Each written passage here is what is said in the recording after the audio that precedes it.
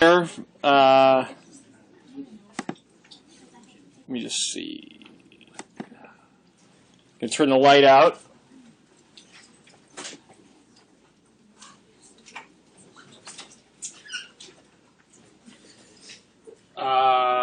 Okay, so.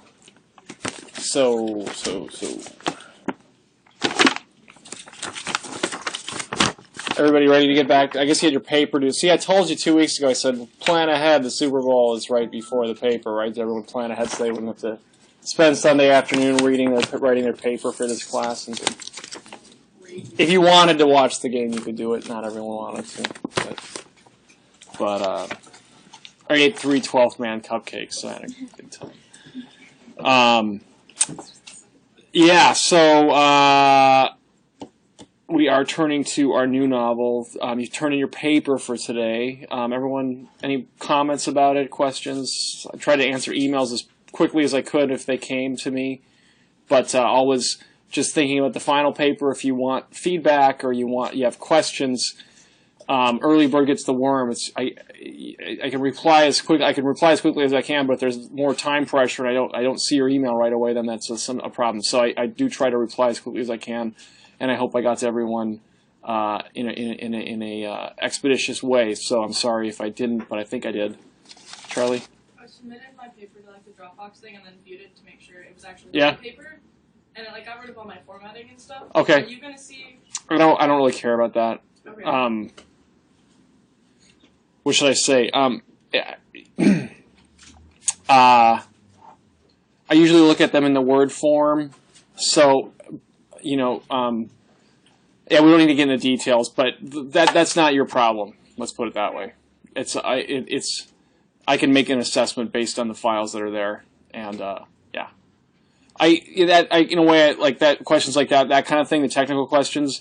It's sort of catalyst, and I accept that please don't just obviously one of the criteria for my evaluating the papers is your preparation of the paper in terms of spelling and so forth. And for example, I'm sure many people will have forgotten on the first paper, is the title of a novel italicized or underlined? Always, right? Always. So just remember that. That's something you should learn in college. That when you talk about a book or a movie, a title is always italicized. So, and then you can always, of course, check those sorts of things in any kind of style guide. So just, but I'm not. It's kind of death by a thousand cuts when it comes to those sorts of things. If you just made a mistake once or twice, that's not a big deal. But if it's the paper is marred by all kinds of, it clearly has not been edited, which I can tell within 2 sentences, then I maybe deduct something. But if it's just you missed one thing or you forgot something or whatever, then I don't, it's not the biggest issue ever. But I do feel obligated to expect a professional level from you, or in terms of the work produced. But to come back to the initial point, that is my expectation. But I understand the vagaries of these systems, and I'm not going to try to ding you for things that Catalyst did or that the system did or whatever. So, other questions or comments with the paper? So today we turn to the Dragon Tattoo book, a phenomenon that people are familiar with. I don't know, maybe it's begun to wane a little bit. Who has read the book before? Who had read the novel before the class or seen the movie? Almost everyone, so people are familiar with it, clearly. I was just talking with Gabriella here in the front, who was saying she read it in a Masterpieces in Scandinavian Literature course the first time she read it. Let me just ask here, we'll take a voice vote so I don't see your hands, more anonymous that way. Who says yays? Say yay if you think it's a masterpiece. The yays? Masterpiece. The nays? Nay? Yay? Should we do it again? All those who say masterpiece say yay. No one? All those who say not a masterpiece say nay. Nay. Okay, so we're kind of in agreement then, I guess, that this is not a masterpiece. I guess I don't really have a future in Congress, huh? Is that kind of a whip, right, to get all the votes and get them in the right order. But yeah, so this is a book that it's a phenomenon, and it's a marketing phenomenon. In part, it's also a cultural phenomenon because of the way it was received and because of the way that it has circulated in the popular culture. And even if that is a little bit of an echo of what it was, it remains something that's kind of a point of reference. If you know any people today, especially people your age, but if you know anything about Scandinavia, this is maybe the point that people know about. So I think it's worthwhile to figure it out a little bit and figure out where it comes from, get a little bit broader understanding of it, a little more complicated understanding of it, and I think that will enrich your reading of it, and it will give you some thoughts about this course, that tradition of socially critical Scandinavian crime fiction, and I hope that it will be something that you'll find, get something out of that is useful to you, whether that's conversation or thinking about the way that novels try to criticize social institutions and gender relations and so forth. So before we turn to the keywords, actually, I'm just going to say, ask just to start thinking about the novel, whether whether you didn't have time to read it yet because of the paper, or and you read it at an earlier time, or you've seen the movie. I just want to know if you just have only seen the movie and you haven't started reading it yet. Just be cautious because there are some differences. Although both the Swedish film and the American film are very faithful adaptations of the novel in large part, still there are differences that are interesting that we can talk about. So if you've only seen the novel, you haven't started reading it, or either you've only seen the film, haven't started reading the novel yet, do be cautious. But I'm just going to ask, what do you think? What's it been like reading this book, this novel? I just want to start there with a kind of a simple question to open things up. Then we'll talk about our keywords, Sweden and melodrama, and or melodrama in Sweden. I added Sweden here because I had omitted that term, and I think it's important here just to know a few facts about the country, and that helps understand where this novel came from, of course. And then we'll turn to just kind of like opening the discussion of the novel in the second part of our meeting as we do. So just first impressions.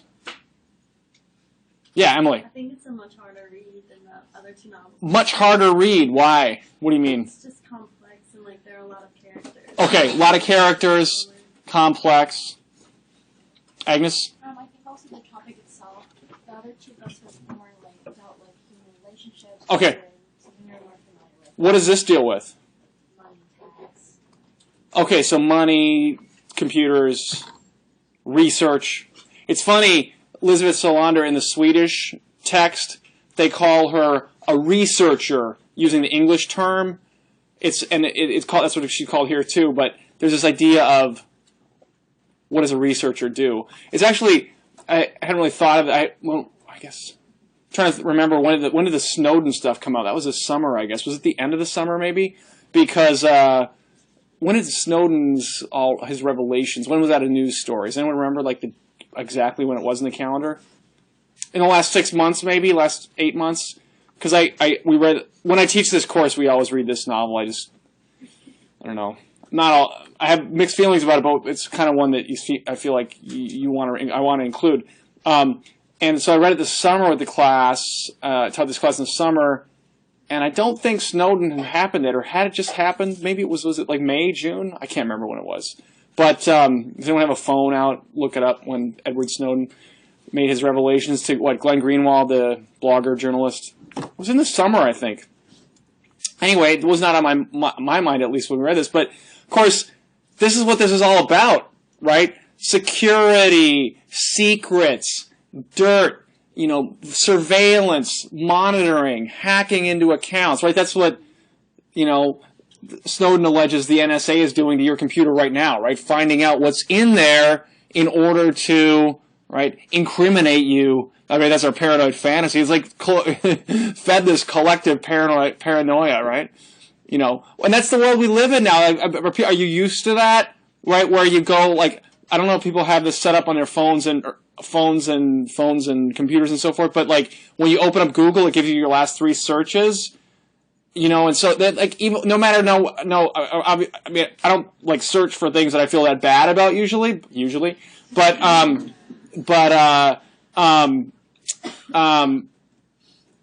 it's sort of weird a little bit, right? To just see that stuff is in the system and it's reproduced for you. Now it's sort of, yeah, Gabby, Gabrielle. It was June 2013. June 2013, so about 8 months ago. So I guess that would have been about right at the time that that course I taught from the end of June till end of July. So that was about that time. But this is what it's all about, right? Where we live in a new system, right? Where I think I just saw in the paper today, Mark Zuckerberg was saying that there's a new Facebook thing I guess he's trying to promote. And, right, his fantasy of Facebook is that it anticipates everything you want and need from your Facebook interaction. And so it's like commonsensical. It gives it to you before you ask for it, right? And that's in a little bit of a way the world that this is trying to depict, a world in which there's all this information available, and the person who is skilled in accessing it can manipulate people around him or her in ways that have huge social impacts, right? So it's a very ambitious novel in that way. It wants to talk about a world, the kind of world we live in today. Agnes, were you going to add to what you said? I actually just saw that this thing right before class. Mhm. It's actually so crazy because it automatically puts all your photos and like number of likes you had so far. Like, so it just assemble everything together into a video. So Yeah. if you click a link, anyone can, like, that as a Facebook user, just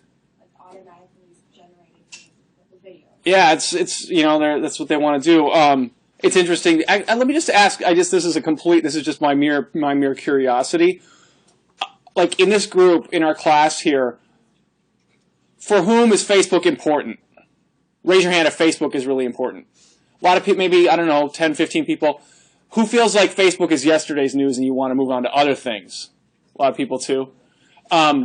Because that's something they say now. This is like when they talk about Zuckerberg, right? They're like, well, yeah, people were saying Facebook is waning and so forth, and then it's part of the history of like Friendster and MySpace and Facebook is just the last iteration of that same thing where it was cool, and then your grandmother's on Facebook, or you can be friends with me on Facebook, right?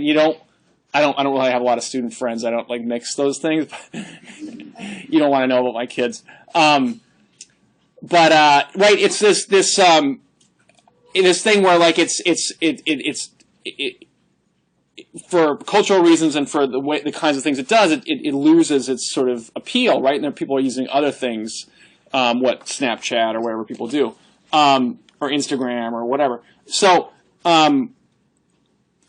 this is I guess the point in thinking about in raising those issues is just to remind ourselves. That's the world the novel wants to talk about, and it's a kind of a paranoid fantasy about that world so that we can think about information and vulnerability and identity and who you are, those different versions of yourself that are present in different media, and then who you really are, or is there a real you? Those are questions that sort of the novel is continually revolving around. So those are a few first. Other things those are kind of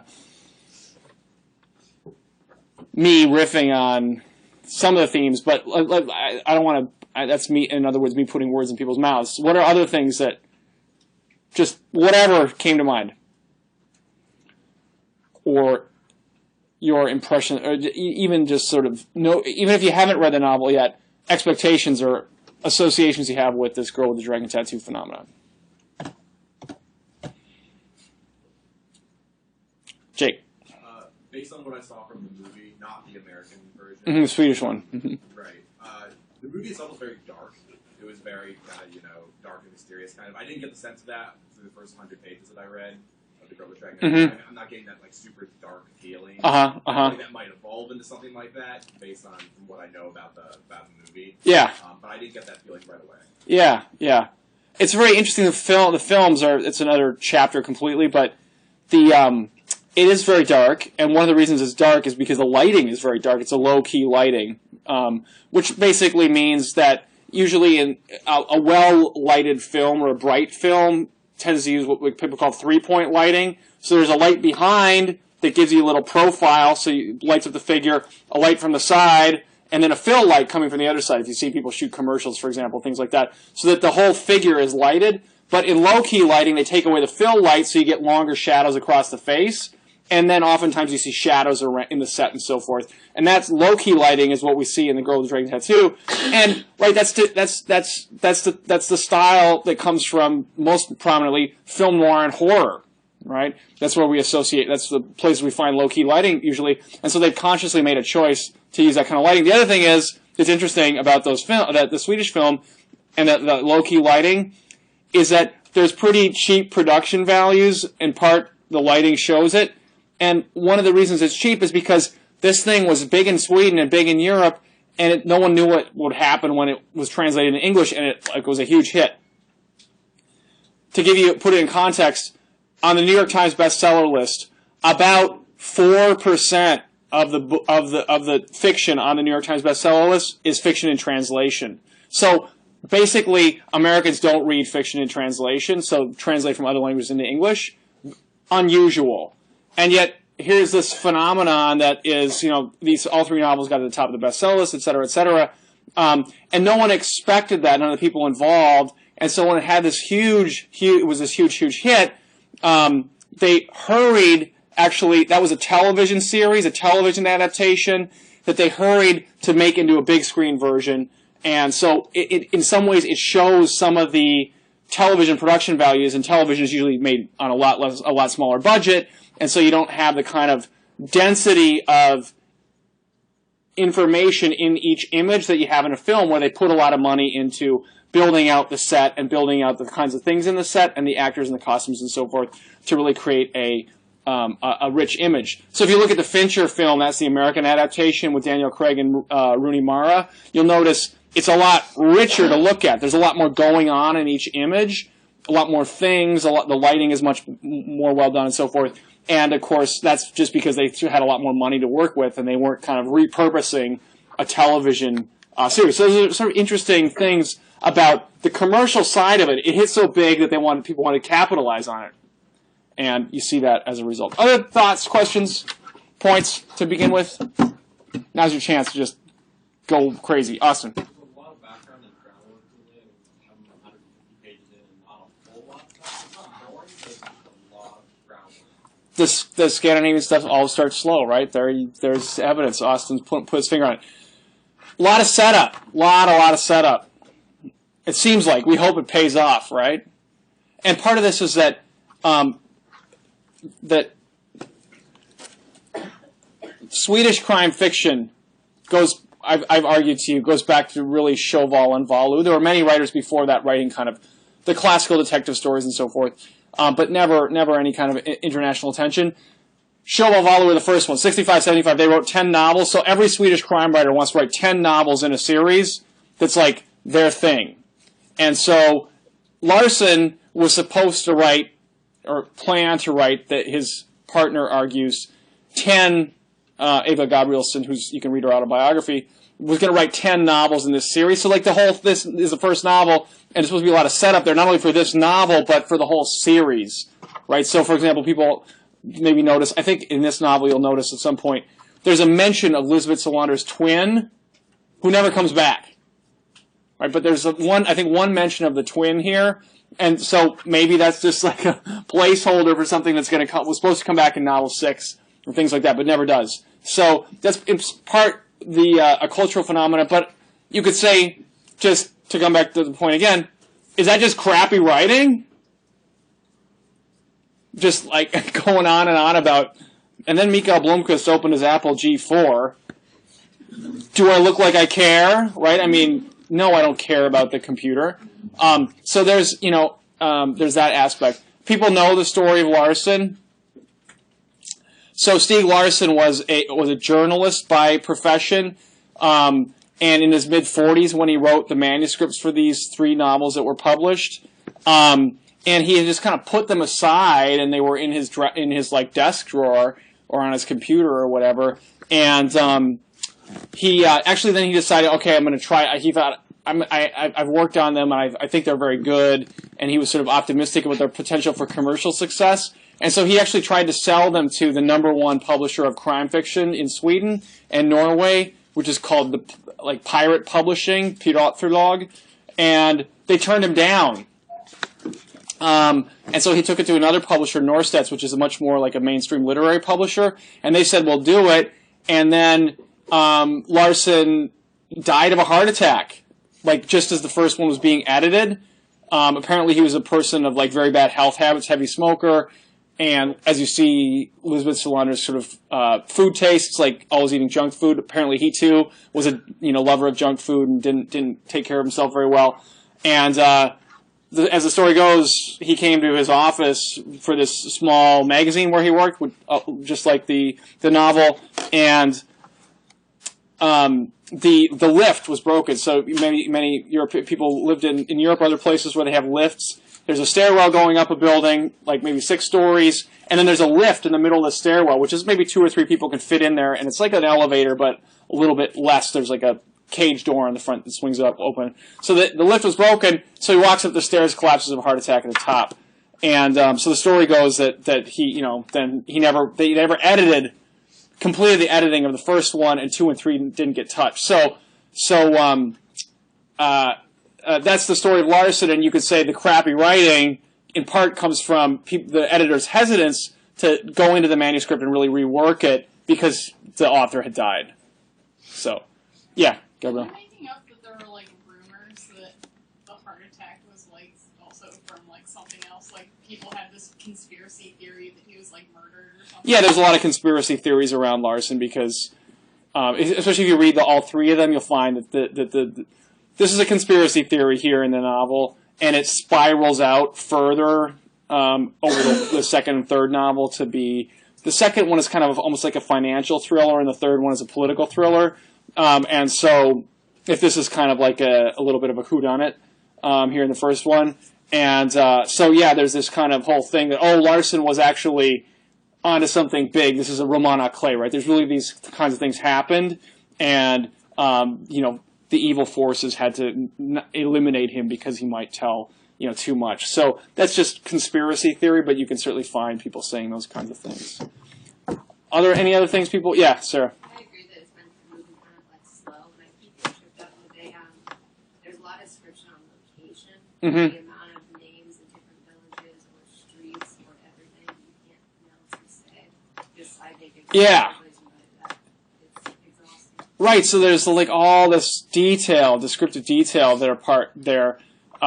If you want to get a kind of a funny take on it, the screenwriter and cultural commentator the late Nora Ephron, wrote a piece for the New Yorker magazine. I think you can probably find it by just putting her name on there.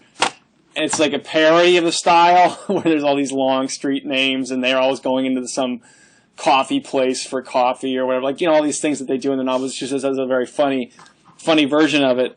But yeah, it's a tick almost, where it's like this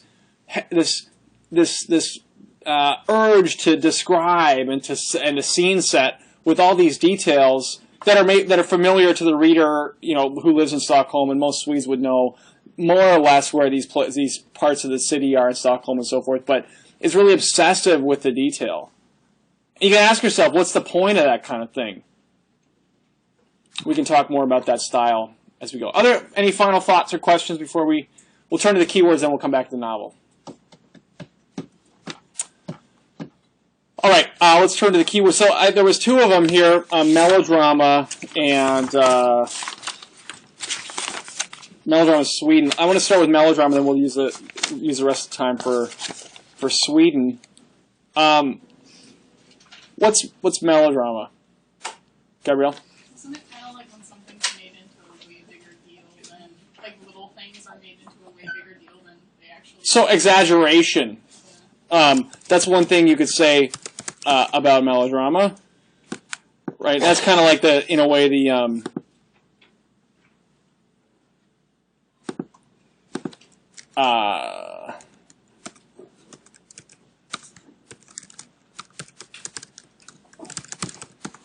that's the commonsensical. If you tell your friend you're being so melodramatic, you're saying you're exaggerating, right? Don't make such a big deal of it, right? And the question then is like, well, what do people think they're doing when they exaggerate? Why do they exaggerate in that way? I mean, if you want to link that to melodrama, which you can, you don't have to do, but it's one way to think further about it. Cassie? evoke emotion, right? That's another one. When we exaggerate, which is a part of melodrama for sure, we evoke emotion, or even exaggerate emotion in order to evoke emotion, right? So that when you see someone in a heightened emotional state, right, there's an invitation for you to enter the same or a similar emotional state, or a sympathetic emotional state to that kind of exercised emotional state of the person. Kaya? Normally sad. Sadness. Yeah, what melodrama often makes us cry, right? That's a typical sort of melodramatic effect. Or it wants to, maybe we're laughing at it, but there's a kind of it wants to push us there to some sort of state of sadness or pity for a character, where a melodramatic novel or film invites us into a feeling of sadness, or just as Cassie said, sort of that an emotional state. Jake? I have a question. If someone is melodramatic, does that have a negative connotation to it, or not necessarily? What do people think? Yeah. Why does it have a negative? Why does it have a negative connotation? Elizabeth? Because it kind of like someone said before, it like takes something small and just makes a huge deal, so it's blowing things out way out of proportion. Okay, so it blows things out of proportion, right? And actually, this is it's a one we're thinking of, right? What does it mean for things to be in proportion?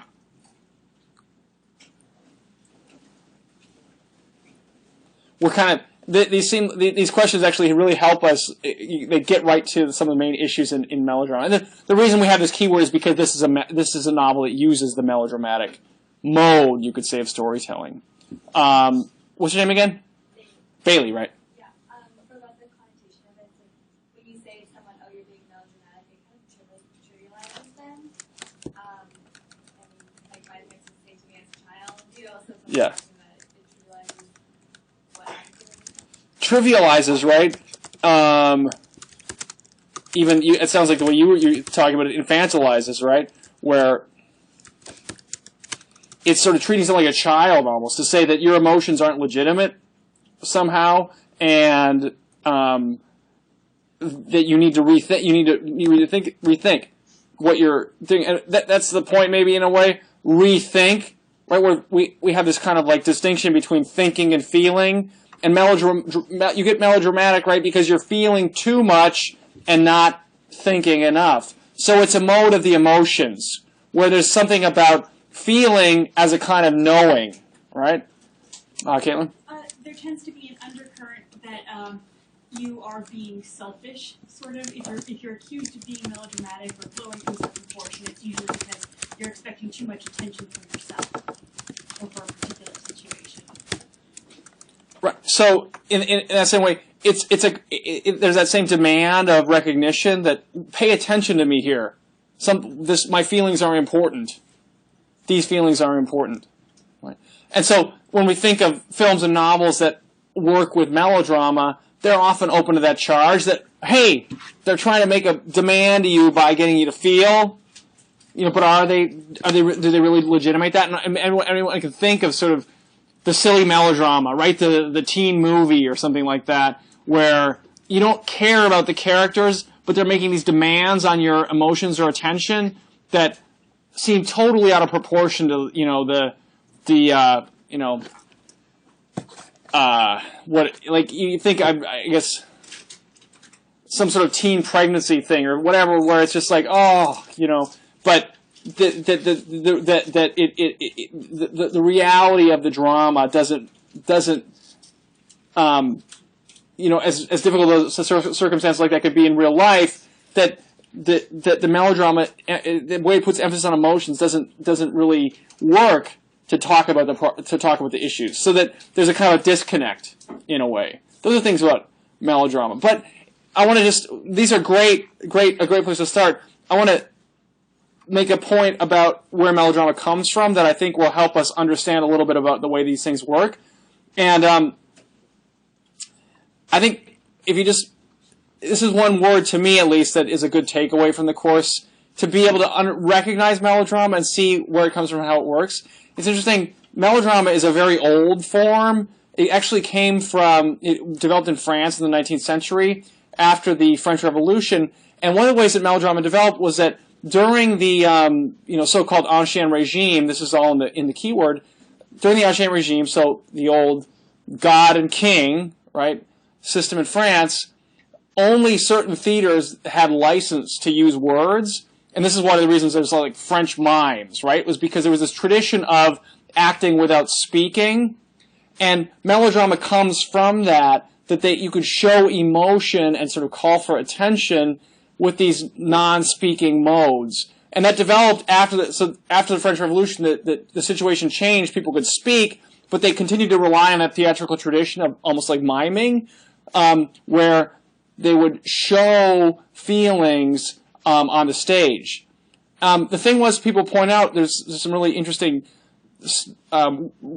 research on melodrama, that after the French Revolution, what would you do when you tried to show feelings? What were people doing? And the argument is that the 19th century is kind of the century of the middle class, the rising middle class, where the king and the upper class have been killed in France through the French Revolution and the Thermidor, right? All these executions, the guillotine, whatever. And the argument is that, so who is this middle class, and what's their claim to, why should we care about them?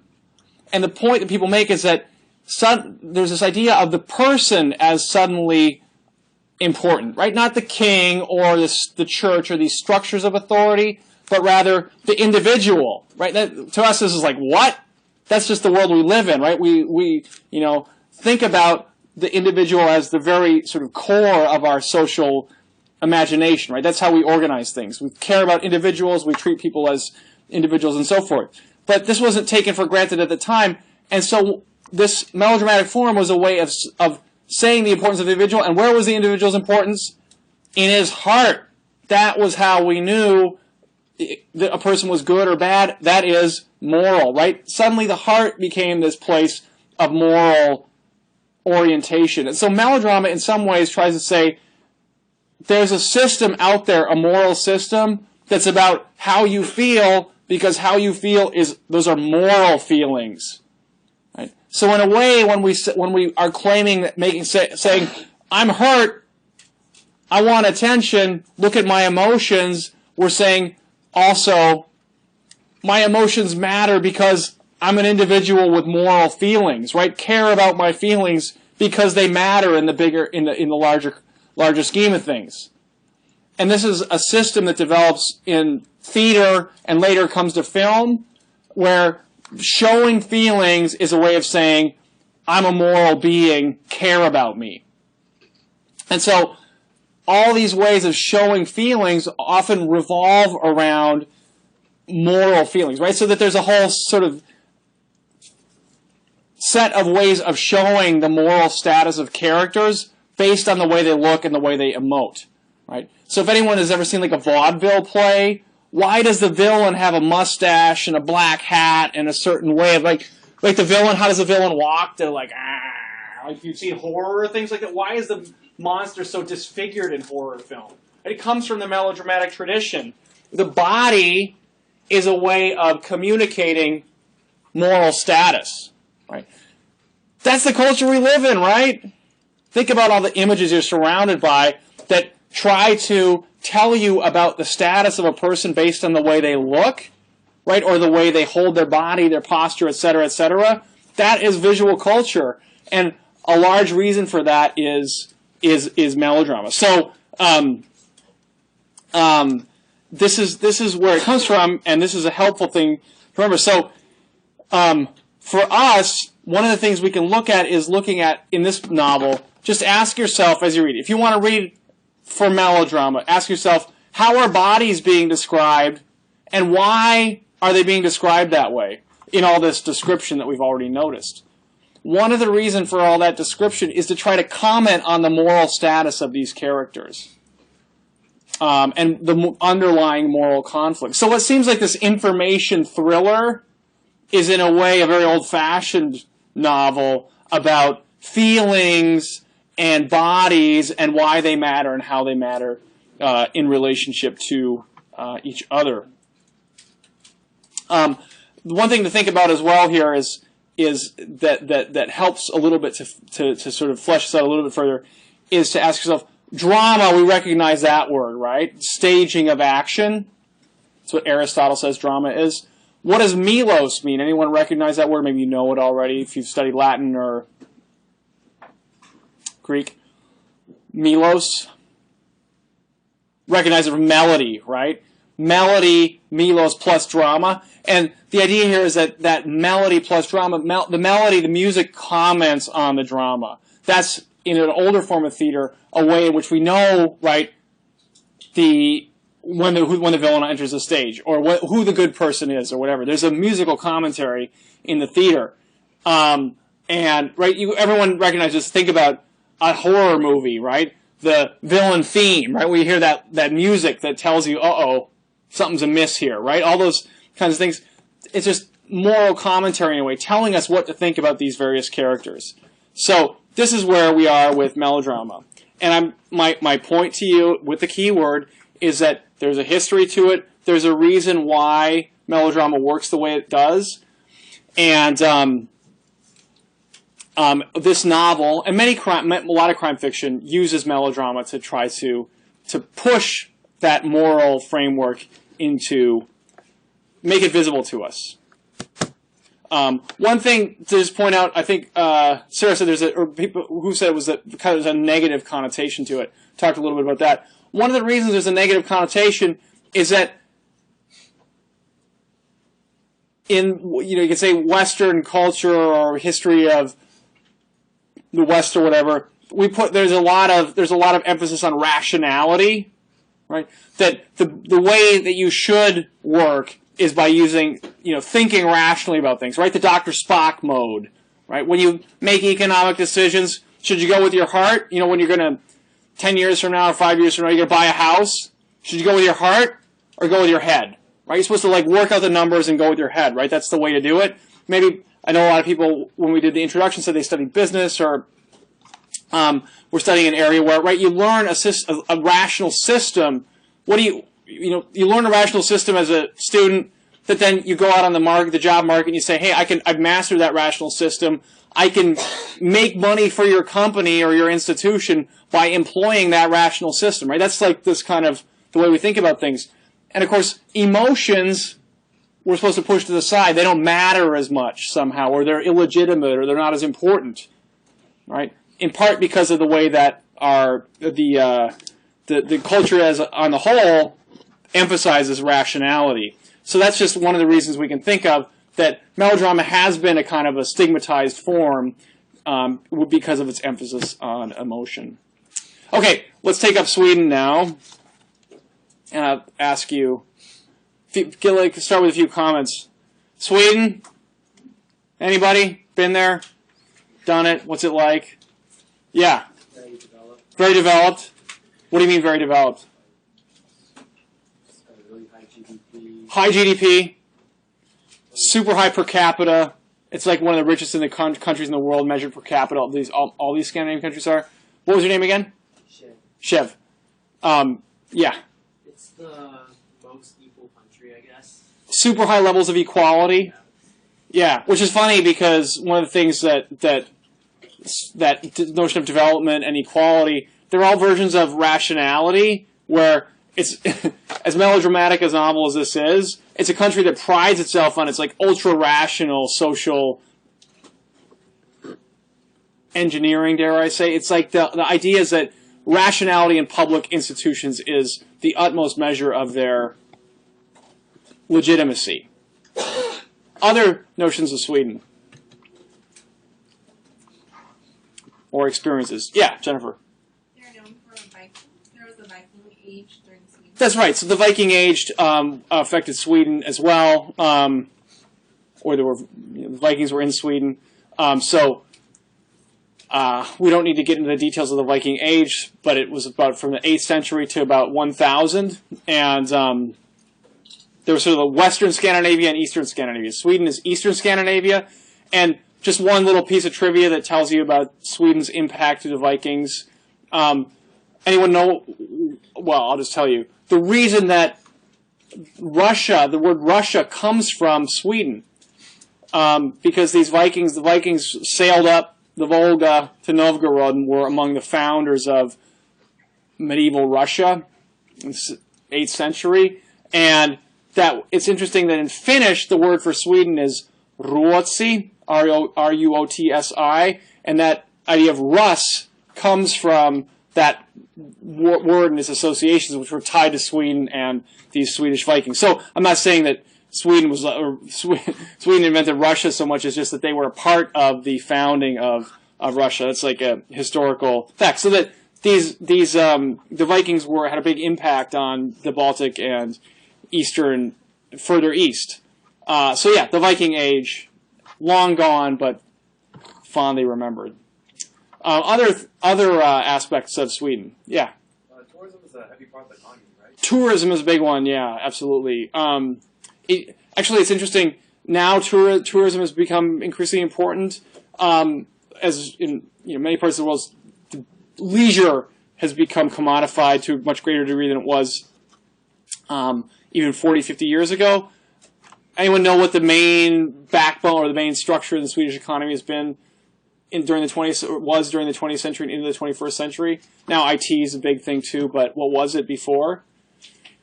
It's kind of dwindled a little bit, some of the brands that are familiar from. But anyone know? Manufacturing, right? Volvo, Saab Draken, right? So Sweden manufactured planes and arms and things like that. Electrolux, it's not a company that's familiar to us necessarily, but huge maker of appliances, refrigerators, washers, dryers, these kinds of things. Huge factories around the country, or the city of Gothenburg in western Sweden. So that manufacturing economy, big, organized, huge factories and organized labor, very important. So even today, about 90% of the Swedish workforce is a member of a union of one kind or another. So highly, highly unionized country, and one as well in which collective bargaining has been very important. This is important for our novel because the Wonger family is ostensibly a great sort of capitalist family of the 20th century. And the idea is that there were these families. It was kind of you could say like a kind of a patriarchal kind of capitalism. There was these families that were wealthy from earlier eras that parlayed their wealth into manufacturing enterprises. That's what Wonger does, right? Steel, they say. And there were actually families like this, and they continue to be influential in the Swedish economy. For example, there's a family, the Wallenberg family, which was the greatest owner of capital in Sweden in the 20th century. In like 1955, the Wallenberg family, its various concerns, employed like 22% of the Swedish workforce. So enormous, more than 1 million people working for various companies that were owned by this Wonger family. So you can imagine when it comes to collective bargaining, it was really these unions and then these families who were making deals, and then the state was an important intercessor in those collective bargaining arrangements as well. So there's a sense of the kind of local or the almost like familial-like relations that are part of the system here. And of course, that's what the novel's about. The Wonger family, all is not right there, right? Something's very badly wrong. And it has to do with the history of Swedish capitalism.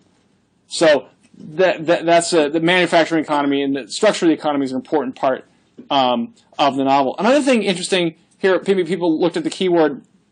Sweden is familiar for the welfare state.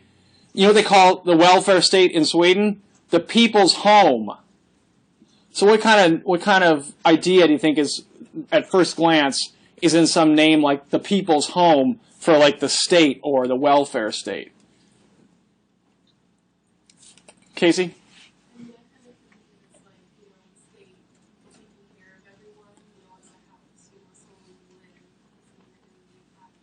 Yeah, it's an interesting metaphor in that way, that there's like a sense of care or benevolence. The state is a good actor, right? So there's certainly that. And, of course, the home of the people, it's also, there's an idea of ownership, that it's our home and we need to take care of it. So it's an interesting metaphor in a couple of dimensions there that if we don't clean the house, it's not going to be in good order. So there's it's an interesting kind of term. Actually, you may think of it as like the good state. There's that aspect that Casey pointed to, but it's also like this kind of that metaphors of the family and the state are fascistic metaphors as well. That's what Hitler used, those kinds of metaphors, to talk about Nazi Germany, right? Because if you're not a member of the family, then you're an outsider, right? You need to be gotten rid of, pushed out. And so there's a kind of that's an aspect of Swedish history as well here. And of course that comes up in the novel, right? The kind of the Nazi past in Sweden and how that's relevant to understanding contemporary Sweden. So the people's home is a term you can remember as the folkhemmet, the term that Swedes use to talk about the welfare state as a way of understanding what's going on. Another one to think about too is thinking more like welfare state as a political system, is that welfare, as we touched on earlier, welfare here is not like means testing where you like get food stamps because you fall below a certain minimum income level, but in contrast, all these universal benefits that everyone gets. There's some means-tested stuff, but everyone gets these benefits. Remember I mentioned the child subsidy in one class, things like that. But universal health care, universal education. So if you go to the university, people like you who are going to the state university, or there are only state universities there, you would have to pay tuition, right? And you would get like a small monthly stipend to help you offset cost of living kinds of things and so forth. So the idea there is that you need a certain level of education to be a productive member of society, and so it's in the state's interest to help you, get that level of education. Whether you go to the university and you study theoretical physics, or whether you go to you want to become a director of sports at the local sports hall, or whatever you want to do. There's these various kinds of technical educations and academic educations that will give you credentials, and you don't have to pay for the tuition in order to get those credentials. So let me just make one point here about this state that I hope is a takeaway for you. And that is, we think when we talk about welfare, it's always like this moral language. Like people are, they're leeches, or they're living off the system, or they're not doing their part. That's a moral criticism, right? They're bad people because they don't do what they should. And that what's the violation? There's like some moral norm about what you're supposed to do. The welfare state is not like on one argument, it's not a moral system at all. What it is it's a rational economic system. In order for a small country like Sweden, population 9 million, to be able to fend for itself in the global system, everyone has got to be super productive. And so how do you make them super productive? You give them an education that's suited to their abilities so that they can contribute as best they can. At the same time, right, you tax the hell out of alcohol so they don't drink too much, and you prevent these other kinds of social ills from developing so that they stay like as productive members of society. And there's always going to be these people that can't do it, but the whole idea is to maximize productivity. And I think we don't think of the welfare state that way here, because we have all this moral language, but that's really the way people think of it there, and that's part of that rationality. You got to have this rational system to maximize the resources that you do have. Gabrielle? I have a friend that's in a psychology class. Is it Sweden that just recently started some sort of a program for alcoholics where, like, if you're an alcoholic, you can get a job and then they pay you in alcohol instead of in money? Like, they give you alcohol as your payment and then, like, a tiny bit of... it sounds like it could be. I don't know that story. Because somebody was telling me about that the other day, and it sounded... And, like, it's like doing... It's very interesting. Like, I know a friend of mine, or an old friend of my wife's actually, is a social worker who directs the drinking homeless shelter in Seattle. There's one where you can drink in the homeless shelter. And the idea is that people who are, alcoholics on the street, they're not going to stop drinking. So what do? Provide the rational thing to do is say, okay, let's minimize the harm, and put them in a safe environment where we don't try to like morally say you can't drink, it's a bad thing to drink, but rather try to help them cope, right? And then it's a more gradualist approach. As they get more and more sort of like their feet under them, then there'll be programs there for them to see that drinking is part of the problem and move towards. So that's like there's like the moral argument. If you're an alcoholic, the only way to stop drinking is AA or cold turkey or whatever, because it's a disease. Or a more sort of gradualist kind of medicalizing of it, where you're like, okay, this is a problem this person has to cope with. Let's make a system that works to get them back in. So that's just that's welfare state logic, you could say. Austin, you were going to make a point? I think that's actually in Amsterdam. Okay. So, I mean, some of these northern European states have these kinds of institutions that work that way. I don't know about specific Swedish examples. Did you have your hand up, Kaya? Yeah, I was going to change the subject. Okay, go ahead. That Sweden has the third gender option, gender neutral option. Yeah, so super high levels of emphasis on gender equality, and then that, as that discourse has changed, third gender options, adoption options, I guess gay marriage or queer marriage is not, that's in many parts of the world these days. But these were places where those things have been going on for 10, 12 years. A little bit different in the different countries, but important indicator of, that high levels of emphasis on gender equity. So, for example, about half of Swedish MPs are women there, but that you were talking about, obviously, other gender orientations there as well. So maybe we could talk about that as part of a bigger emphasis on gender. And, of course, gender is a really important part of this novel. Right? Yeah. In the same vein, they were one of the leaders in the sexual revolution of the 60s. Right. So Sweden, when we think of Sweden in the United States, there's this kind of like loose Sweden, or that it comes like the popular culture has all these associations with Sweden, in part because very quickly, I know we're at time right now for the first part, but I'll just share this knowledge with you. Why is that? Why do we think of Sweden that way? And one of the you maybe know the answer. Ingmar Bergman. Ingmar Bergman, and why Ingmar Bergman in the United States? How was he received here? Do you know? Summer with Monica. It had it basically just had side boob, but it was like the first semi-nudity that was ever shown in America. Right. So Ingmar Bergman, actually, early film for him, I think, is in 54, 53. And Summer with Monica, it's just these two 20-year-olds run off to these islands outside Stockholm and have a summer of love, and there's nudity and so forth.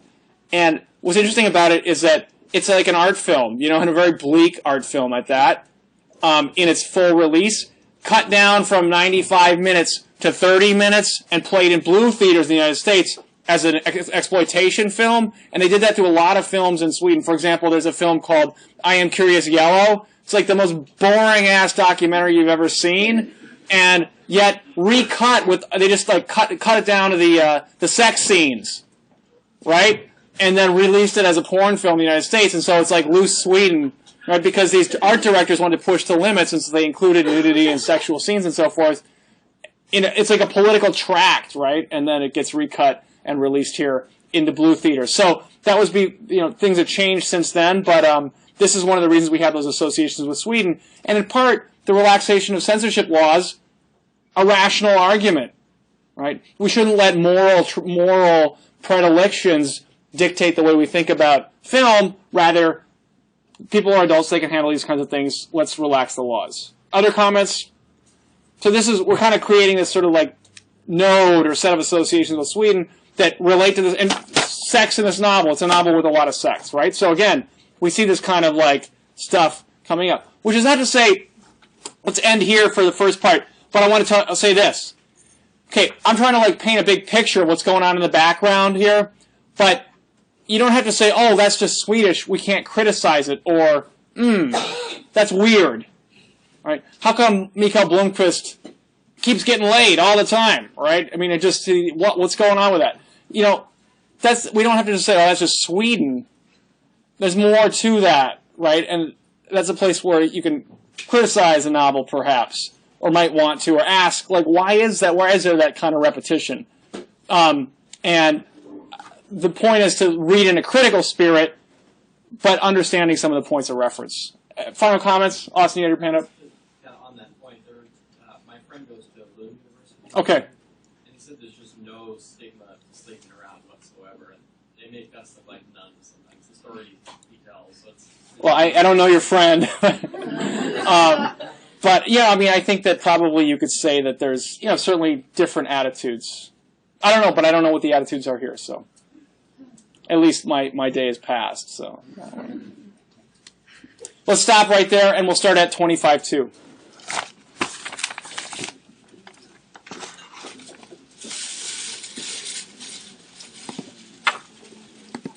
Yeah. I feel like I'm bothering you all the time. Oh, no, I appreciate your following up, because I got your email, but I just haven't gotten to that task Yeah. here. Let me